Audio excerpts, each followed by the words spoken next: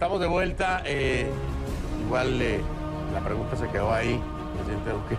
No la voy a pasar por alto. ¿Hasta dónde estaría dispuesto? Me decía el presidente Piñera, tiene razón. Una decisión así tendría que tomarse a través del Consejo de Seguridad de las Naciones Unidas. Pero podemos ver un escenario de una decisión unilateral. Lo hemos visto en otras ocasiones. Fernando, yo quisiera decir algo. Y yo quiero devolverme 7 u 8 meses atrás, cuando hablamos tú y yo en Bogotá. Yo te decía, lo que se necesita para enfrentar la dictadura es no caer en el discurso belicista que muchas veces lo utiliza la propia dictadura para legitimar su posición. Y yo hablé del cerco diplomático. Sí. Y muchas personas me miraban con escepticismo, ¿eso qué es? Hoy, 7 meses después, nos hemos dado cuenta que el cerco diplomático como herramienta ha legitimado al presidente Guaidó y a la Asamblea Nacional. ¿Qué quiere decir eso? Que la gran mayoría de países del hemisferio reconocemos al presidente Guaidó y a la Asamblea Nacional. La gran mayoría de países de la Unión Europea lo reconocen a él y reconocen a la Asamblea. Y el dictador quedó aislado. Quedó reducido a una minoría de países que además muchos de ellos son además logatorios de la democracia, defendiéndolo. Y eso demuestra que el poder de las ideas y la diplomacia está triunfando. Entonces tú me vas a preguntar, ¿qué sigue después? Yo creo que lo que sigue es lo que ya estamos viendo. Y es que los propios líderes al interior de las fuerzas militares de Venezuela se están haciendo la pregunta, ¿dónde está el lado correcto de la historia? Y en esa pregunta están diciendo, queremos estar al lado de la Constitución, al lado de la Asamblea y al lado del presidente Guaidó. Y estamos viendo además mañana algo que puede ser trascendental. Cuando vengan los ciudadanos de Venezuela hacia el puesto fronterizo.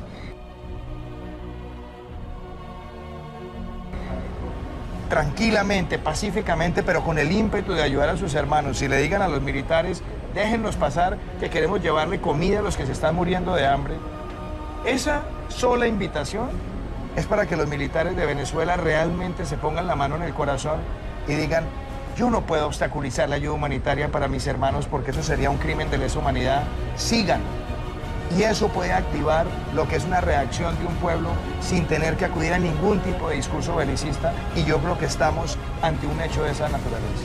Muy interesante. Bueno, usted y yo hablamos mucho de la justicia transicional con el tema de la FARC y me definía usted su postura de todas las tuercas que había que apretar para que fuera funcional, etcétera. Y hablaba yo con Juan en la primera entrevista acerca de la salida de Maduro. Si implica la salida de Maduro su impunidad, estarían dispuestas. Ahora la vuelvo a hacer porque estamos aquí y creo que hay mayor conexión al presentarla de esta forma. Basado en la justicia transicional, ¿ves a Venezuela ir hacia allá, hacia una justicia transicional en algún momento? Sí, nosotros vemos a Venezuela yendo hacia la estabilidad y gobernabilidad. ¿Para qué? Para atender las sentidas necesidades de nuestra gente el día de hoy. Para que haya gobernabilidad y estabilidad debe haber un pacto profundo entre todos los sectores políticos del país, todos los sectores políticos del país, incluidos militares, por cierto. ¿Para qué? Para poder atender la crisis que vive nuestro país, para poder restablecer relaciones con países vecinos, para poder atender, por ejemplo, la crisis con respecto a irregulares en territorio venezolano, como el ELN, que se lleva nuestro oro, lo vende en Colombia, hace atentados como por ejemplo lo que pasó aquí hace un mes y algunos días, lo cual de nuevo damos nuestro sentido pésame a todos nuestros hermanos colombianos. No debe seguir repitiendo esto. ¿Por qué traigo esto a colación, Fernando? Porque de cara al cese de la usurpación, ¿qué significa para nosotros gobierno de transición? De transición, claro. Precisamente generar las condiciones que permitan para nosotros reinstitucionalizar y tener una elección realmente libre. ¿Qué implica esto? No podemos hablar de impunidad porque, por ejemplo, delitos de lesa humanidad no aplican estos elementos. Ahora, todo lo que debamos hacer como venezolanos, como nación soberana, para lograr estos objetivos, todo está en la mesa. Yo lo decía también desde muy temprano en el año. Estamos dispuestos a hablar con funcionarios militares y civiles, chavistas y exchavistas, para lograr nosotros esa transición que nos lleve a la democracia.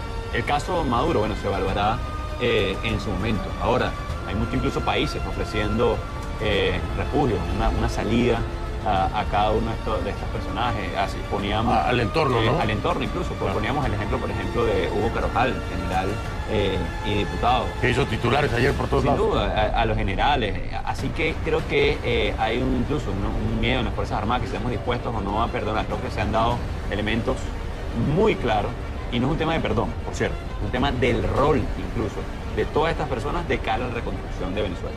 Muy interesante, déjeme plantearlo ahora de la experiencia que tiene el presidente Duque con esta justicia transicional que hereda, ¿no? Y la aplicación de la misma, y la JEP y todo esto. Si tuviera que asesorar, por decirlo así, un tema de justicia transicional en Venezuela, ¿cómo lo haría? Yo diría lo siguiente, Fernando. Primero, uno en la vida tiene que ser coherente, tiene que ser congruente. Yo fui senador 3 años y 8 meses y yo denuncié a Nicolás Maduro ante la Corte Penal Internacional.